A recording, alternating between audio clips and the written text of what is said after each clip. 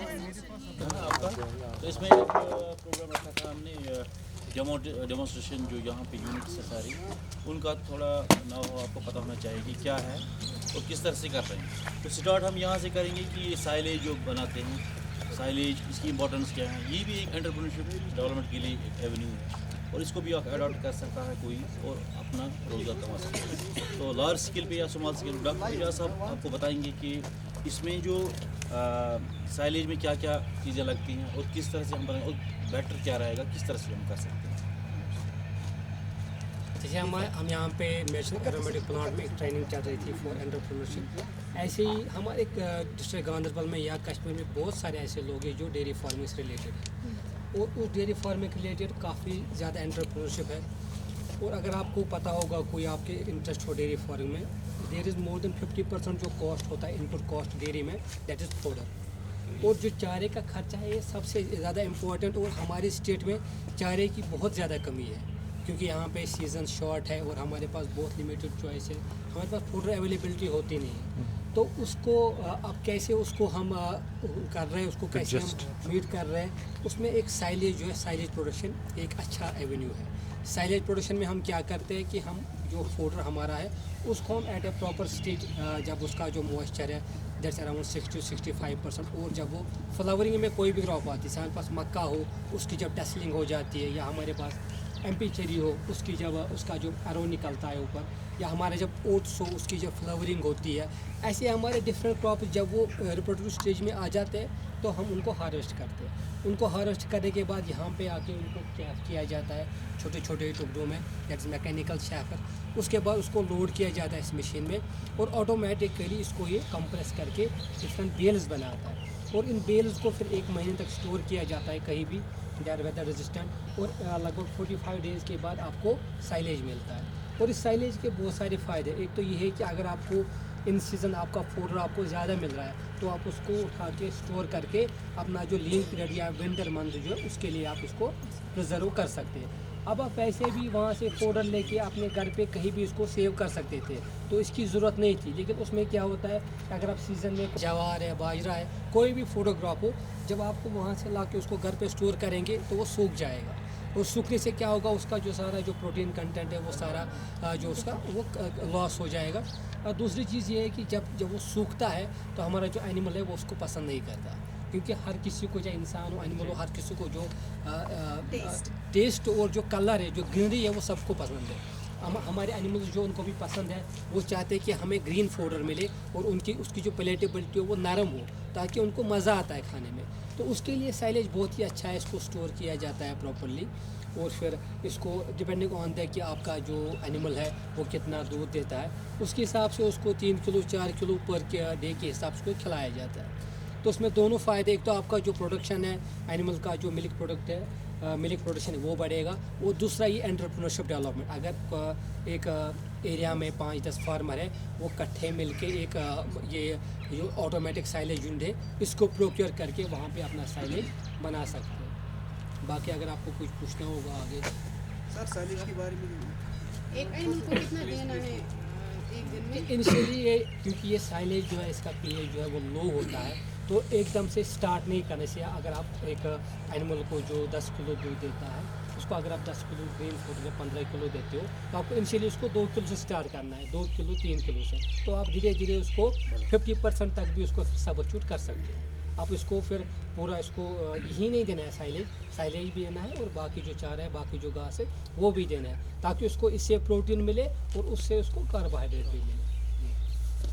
Sir, इसमें जो silage की बात कर रहे हैं सर, इसमें न्यूट्रिएंट वैल्यू मेंटेन रहता है? जी, इसमें मेंटेन रहता है, क्योंकि फर्मेंटेशन हो जाती है पूरी एनारोबिक, और जो बाकी जो इसमें प्रोटीन कंटेंट, या इसमें मेनली तो हम प्रोटीन की बात ही करते हैं। हम चाहते हैं कि हमारा जो इसमें हम क्रूड प्रोटीन की बात करें, जब हम फोडर की बात करें तो हम ट्रू प्रोटीन की बात नहीं करते, क्योंकि हम चाहते हैं कि जितना भी नाइट्रोजनस कंपोनेंट्स हो वो अल्टीमेटली प्रोटीन में कन्वर्ट होते हैं। तो हम चाहते हैं कि जो ये इसका सीपी कंटेंट है वो 8 के आसपास मिनिमम रहे, 8 से 10 के आसपास। लेकिन अगर आप इसी फोडर को काट के घर पे सुखा के रखेंगे तो आपको फिर 2 महीने बाद उसका सीपी जो वो हार्डली 2.5% मिलेगा, कम हो जाएगा। बहुत कम हो जाता है ग्रोथ प्रोटीन कंटेंट, और उसकी वजह से जो हमारा दूध है, जो दूध की पैदावार है वो कम हो जाती है। DMI कितना ड्राई मैटर आप एफिशिएंसी की बात कर रहे हैं, लगभग इट इज़ आई थिंक 65 शायद उसके आसपास। एक चीज़ है ना, जैसे मतलब मैं ऐड ऑन करूँगा इस चीज़ को, अगर हम साइलेज इस्तेमाल करते हैं, ये अचार है, जी अचार है। क्योंकि अगर हम अचार को एज मतलब अगर सब्जी निमो सर जी देन गैस प्रॉब्लम एसिडोसिस हो जाती हो है। जाता है। एनिमल्स के साथ भी ऐसा ही होता है कि अगर तो साइलेज तमिस ज़्यादा त्रो तमिस का एसिडोसिस, उसमें एक चीज़ करना ज़रूरी है, अगर किसी मतलब को आप दे रहे हो गाय को ये, उसमें मीठा सोडा ऐड करना ज़रूरी है। 10 ग्राम एक गाय को आप दे सकते हो, ताकि जो इसमें एसिड जो पैदा होता है वो दूर हो जाए, क्योंकि पच्चीवा दस मुश्किल थी। हाँ, अगर आप ज़्यादा इनिशियली वो डिपेंड करता है एनिमल, आपको उसको धीरे धीरे हैबिचुअल बनाना है। आप उसको एकदम से नहीं दे सकते। बाहर जो एनिमल है उनको खाने की आदत है, हमारे यहाँ हम ज़्यादा यहाँ पे सूखा घास खिलाते हैं, हमारे एनिमल्स को उतनी आदत भी नहीं है, तो आपको धीरे धीरे स्टार्ट करना है। आप आधे किलो 1 किलो से भी स्टार्ट कर सकते हैं। अगर आपको लगता है कि आपके एनिमल की एसिडोसिस होती है तो आपको सप्लीमेंट दे सकते हो, जैसे आप वो इसका जैसे आप कह रही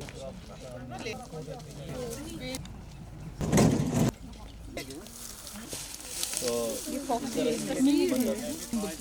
हमें देखा मैं कह रहा हूँ कल आपको बताया आपने मेडिसिनल प्लांट्स में लेवेंडर भी इम्पोर्टेंट है ये एक, तो ये आपको पता ना, अगर कोई इसकी एंटरप्राइज करेगा तो उसको पता होना चाहिए कि लेवेंडर क्या है, कैसे कब होता है, ग्रोथ कितनी बड़ी है, पौधा कितना बड़ा होता है, ये इतना पता होना चाहिए।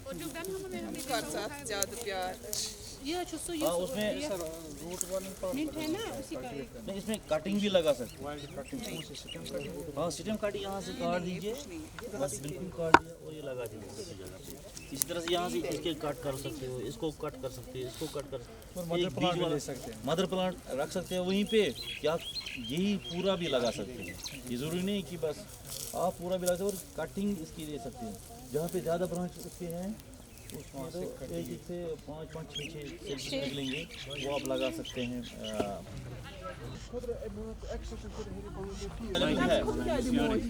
मेन पर्पस यह था कि मशीन होनी चाहिए, मशीन तो है, एक्सट्रैक्टर है जो यहाँ पे हम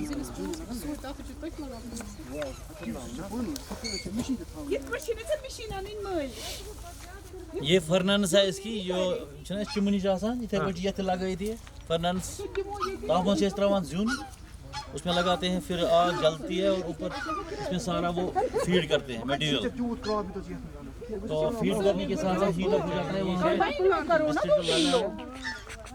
डिस्ट्रिक्ट लगा तो वहीं से फिर एक्सट्रैक्शन इसमें ये डालते हैं। सर इशाज गुमुल बिलिस ना जा यूज हम को काटने हाँ, से एक मशीन एक थोड़ा सा हमने वो निकाला है इसमें। हाँ वो आपने देखा होगा वहाँ पे, वो हमने इसलिए निकाला कि तो बाकी चीज़ इसमें असेंबल किए हैं।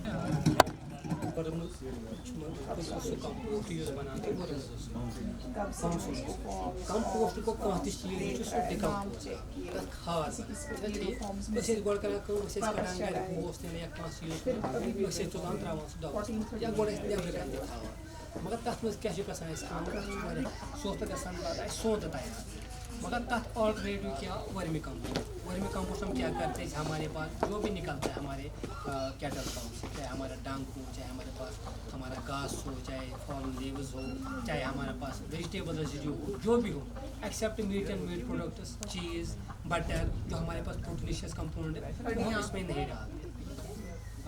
प्रोटीन हमारे पास है, एग शेल्स, ये चीज़ें हम इसमें नहीं डालते। तो उसके बाद क्या करता है, वहाँ से निकाल के अगर हम गोबर वगैरह निकालते हैं तो उसको एक दो दिन बाहर स्टोर करते हैं, क्योंकि हम इसमें वो चीज़ जो गोबर है उसका मॉइस्चर जो है वो बहुत ज़्यादा होता है, उसको हम सीधे डालेंगे, उसमें गोबर डालेंगे तो क्योंकि एरोबिक होती है गोबर, 1 किलो वो लगभग 4 फीट बनाए जाते हैं। ठीक है, डेंडक में कोई वो नहीं है कि जितने आपके पास जितना आपका अवेलेबल है मटेरियल, जितना आपके पास काउडन है या जितने आपके पास 2 फीट टाइम तक है। ठीक है, तो इसमें क्या होगा, आपको लगभग 45 डेज में ड्यूरिंग समर आफ्टर अप्रैल मई जून जुलाई सितंबर लगभग 45 डेज में आपका तैयार है। और फिर जैसे आपका विंटर आएगा तो फिर आपको लगभग 2.5 महीने लगेंगे। और अभी दिसंबर के बाद आपको कोई एक्टिविटी नहीं होगी। अभी क्या कीजिए आप, अभी अगर आपके पास वर्मी कंपोस्ट है उसको बंद कर दो। ठीक है, अभी आपके पास अगर गोबर वगैरह है उसको बंद करो, ऊपर से कुछ या तो पॉलिथीन डाल दो या कोई टीन है तो वो डाल दो, तो फिर या वेजिटेबल हम करते हैं उनमें भी बीमारी लगती है, तो वहाँ पे ये सॉइल वॉर्म डिजीज़ जो होते हैं, अगर हम वर्मी कंपोस्ट को बायो कंट्रोल ऐड करेंगे तो बायो फोर्टिफिकेशन हो गया। जैसे आप वैल्यू एड भी आपने प्रोडक्ट बनाए थे, वैल्यू एड प्रोडक्ट, आपने वॉलनट डिप किया था किसी में कोई चीज़, तो आपने वैल्यू बढ़ाया उसका। इसी तरह से हम इस वर्मी कंपोस्ट का वैल्यू किस तरह से बढ़ाएंगे, हमें फ़ायदा आगे दो तरह का।